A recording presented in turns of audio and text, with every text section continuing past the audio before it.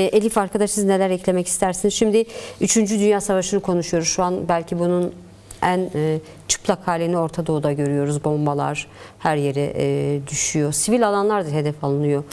Sivil can kayıpları da var. Her ne kadar İran'ın açıklamaları 1000'in üzerinde sivil kayıp olduğu yönünde resmi veya somut veriler olmasa da bunu gördük. Çocuklar da katledildi. Maalesef savaşlarda en çok da kadın ve çocuklar katlediliyor. Şimdi 3. Dünya Savaşı'nın karakterini sormak istiyorum. Siz onu nasıl ele alıyorsunuz? Şimdi Venezuela'da gördük, işte Gazze Savaşı'nda gördük, daha sonra Lübnan'a müdahalede gördük bu karakteri ve bugün de İran'a yönelik müdahalede görüyoruz. Siz neler söylemek istersiniz? 3. Dünya Savaşı'nın temel karakteri özellikle nedir? Evet. Aslında biraz önce sormuştun, yani bu savaş bekleniyor muydu diye. Evet, tabii. Aslında süren bir savaştır. İçinde yer aldığımız bir savaştır.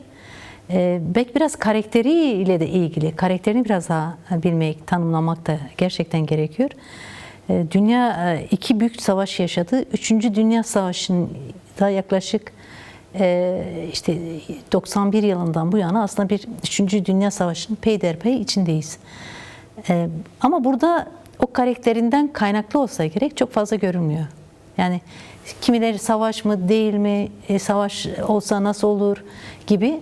Ama Reber bu yıllardır diyor ki aslında analizlerini de yaparak 3. Dünya Savaşı Orta Doğu'da yeniden bir dünya düzenini kurmak, sömürgeciliğin tıkanan yanlarını aştırmak aslında verilen bir savaştır. Bu savaşın en temel karakteri hegemonik güçler doğrudan savaş alanında kendini sürmüyor, askerini sürmüyor. Yani bir anlamda ateşi kendi eliyle tutmuyor. Aracı kılıyor, maşa tutuyor. Yerel güçleri bu anlamda sahaya sürüyor. Bundan dolayı da dönem dönem sanki yerel güçlerin kendi içinde yürüttüğü bir savaşmış gibi lanse eden ya da öyle bir hava vermeye çalışan bir durum da görebiliyoruz. Bu savaşın en tipik yanı yani belki de işte dediğim gibi yerel güçleri devreye koyan, yerelde çelişkileri derinleştiren, grupları karşıtlaştıran ve bu grupları karşılaştırıp düşmanlaştırırken kendini kurtarıcı gibi sahaya sürüp işte özgürlük getiren güç, demokrasi getiren güç, bunun üzerinden emperyalist güçler gerçekten aslında işgalci yüzünü, maskesine atıp yerine kurtarıcı, özgürlükçü bir imajla çıkıyor. Örneğin bu dönemde gördük çok. İran halkı size özgürlük getireceğiz, sizi özgürleştireceğiz. Sanki işte Amerika'da halk özgür, sanki İsrail'de halk özgür, İran halkına özgürlük götürülecekmiş gibi bir şey yaratılıyor. Belki en temel özelliği dediğim gibi biraz budur ve istihbarat çok yoğun kullanıldı. Yani geçmiş dönemde yani bilmiyorum ama büyük oranda aslında gözlemlediğimiz bu savaş bir istihbarat savaşı oldu. Savaşa girmeden aslında planların devreye girildiği ve büyük oranda da aslında sonuç alındığı savaşlar evet, tanık içten oldu. Aslında çok güçlü bilgi aldıkları ortaya çıktı. İsrail ve ABD'nin. Aslında İçten de olabilir Heval ama teknoloji de çok yoğun kullanılıyor. Örneğin şu an kullanılan teknoloji özellikle bu savaşta sanal aklın çok kullanıldığı söyleniyor. Sanal aklı bizim bildiğimiz sınırlıdır. Şu an istihbaratların elinde, devletlerin elinde çok daha gelişmiş şeyler var. Örneğin bunun üzerinden yerlerin tespit edildiği, bunun üzerinden işte silahların ateşlendiği vesaire söyleniyor. Bu yanı da var. Yani sadece insanın değil, tekniğin de yoğun kullandığı bir savaş. İstihbarat alanında tekniğin yoğun kullandığı bir savaş dönemi de var. Böyle asimetrik savaş dediğimiz bir olgudur ve bunun üzerinden de gerçekten yerellerde çok ciddi katliamlar yaşandı. En uç şeyler yaşandı. Burada akademilerin de rolü var. Belki bu çok ifade edilmiyor ama diyelim ki üniversitelerde yapılan psikolojik araştırmalar, işte göçün toplum üzerindeki etkisi nedir?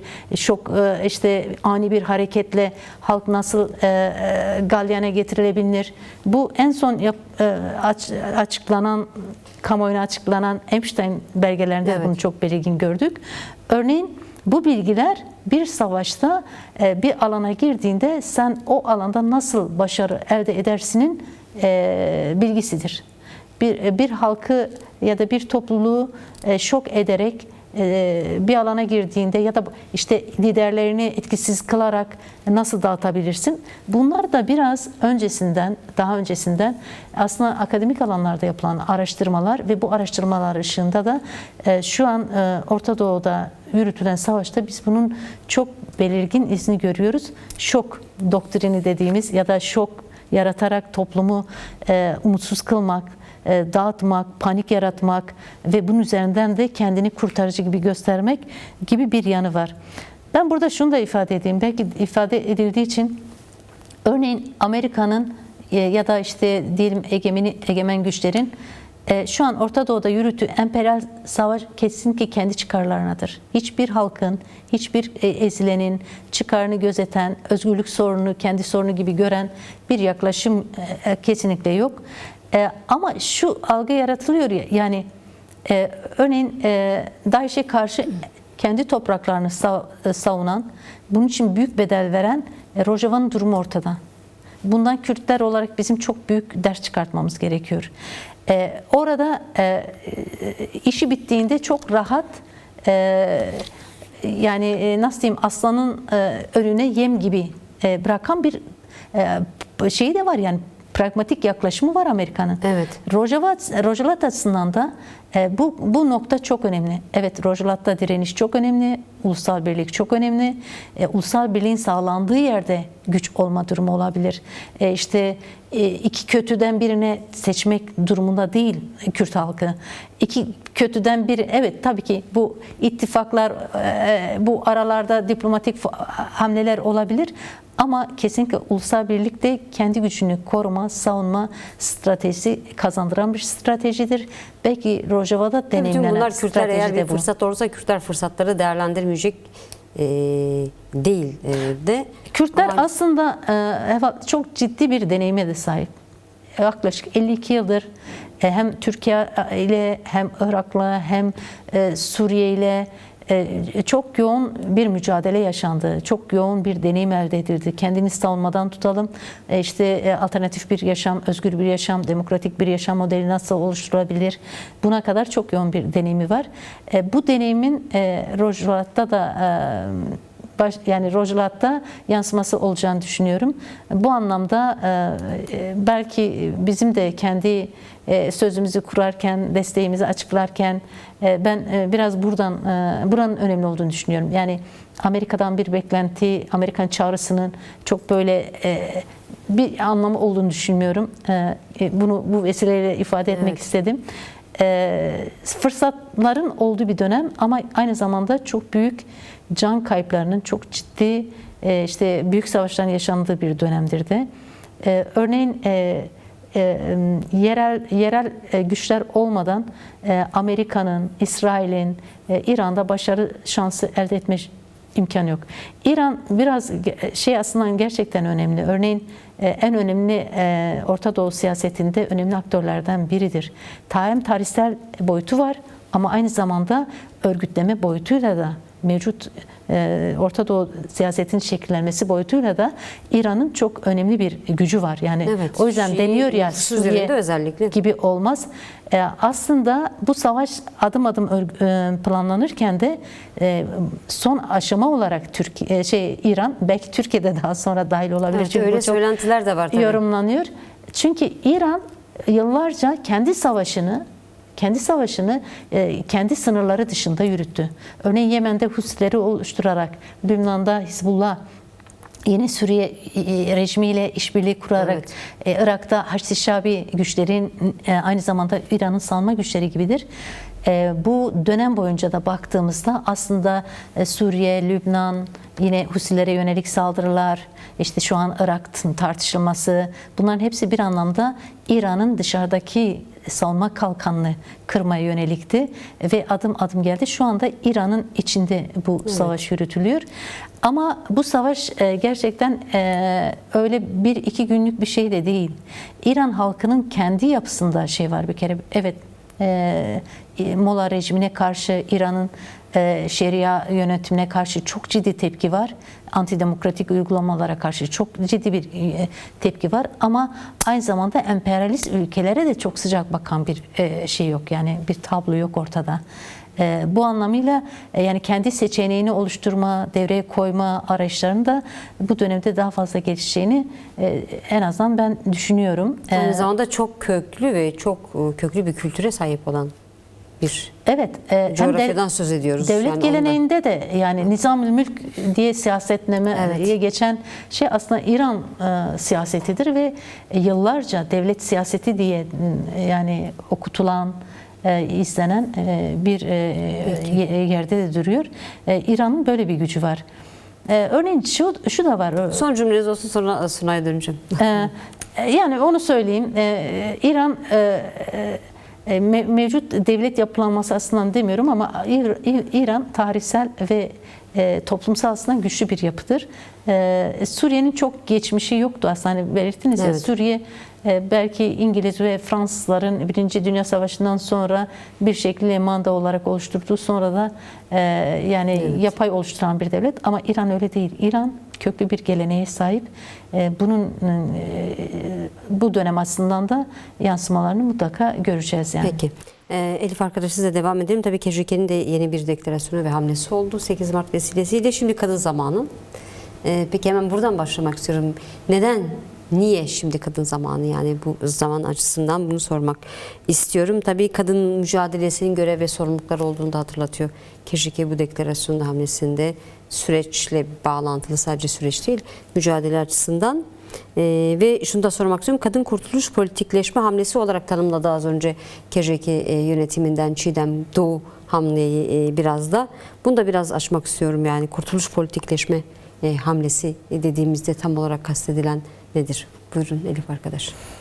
Çünkü bütün soruları üst üste saydım çünkü süremiz çok az. Evet. Yani şimdi tam da zamanı deniyor. Çünkü gerçekten kaosun olduğu bir ortamda, çözümsüzlüğün, sorunların yoğun olduğu bir dönemde aslında gerçek çözümler açığa çıkar. Şimdi bir 3. Dünya Savaşı'ndan bahsettik. Belki bu binlerce yıldır da aslında süren şiddet, çatışma, sömürgecilik, iktidar, bir zihniyetin, bir sistemin yapılanması olarak açığa çıkıyor. Ve 3. Dünya Savaşı dediğimiz olgu da bunun bir ifadesi. Bu neyin üzerinde gelişiyor? Bu aslında kadınların, öncelikle ilk sömürge kadındır dediğimiz şey de budur. Kadının emeği, kadının bedeni, kadının fikri üzerinden gelişen bir sistem. Şimdi bu kadar savaşın derinleştiği, krizin derinleştiği bir yerde kadınların çabası burada köklü çözümleri beraberinde getirir. Bunun örnekleri de var. Bu örneğin belki KJK'nin yaptığı açıklama biraz kendi deneyimine de dayanarak, kendi yaşadığı geçmiş süreçten de güç alarak, somutlaştırdığı alan pratiklerinden de yola çıkarak bunu ifade ediyor. Örneğin bunun deneyimini gördükte kadınların güçlü olduğu, kendini örgütlediği, mücadele ettiği alanlarda toplumsal sistemde barışa daha yatkın, farklara yer veren, işte farklı hakların, inançların bir arada yaşadığı daha demokratik sistemler de gelişiyor. Savaşı değil, öz savunmayı önceleyen sistemler gelişiyor. O yüzden de örneğin artık kadın zamanıdır, kadınların dönemi geldi, demdemacine sözü biraz da burada gerçekten yerini buluyor. Çünkü örneğin 3 yıldır kadın hareketi Jinjiyan Azadi ile kadın devrimine yürüyoruz sloganıyla 8 Mart'ta ve tüm etkinlikleri bu eksende yürütüyordu. Şimdi bu yıl bunun bir devamı olarak tam da şimdi, yani bu kadar kaosun, bu kadar şiddetin olduğu yerde insanca bir yaşamın yolunu açacak, sömürsüz bir dünyanın yolunu açacak şey kadın devrimidir. Bunun zemini var, bunun yani gerçekleşebilme potansiyeli var. Bu yüzden çağrı o temelde yapılıyor. Belki burada biraz da Rojlat açısından da aslında Jinjiyan Azadi biraz orada tüm dünyaya mal olan bir slogandı. Kadın hareketinin, Kürdistan Kadın Hareketi'nin deneyiminden süzülen, açığa çıkan bir hakikatti, kadınların özgürlüğünü ifade eden.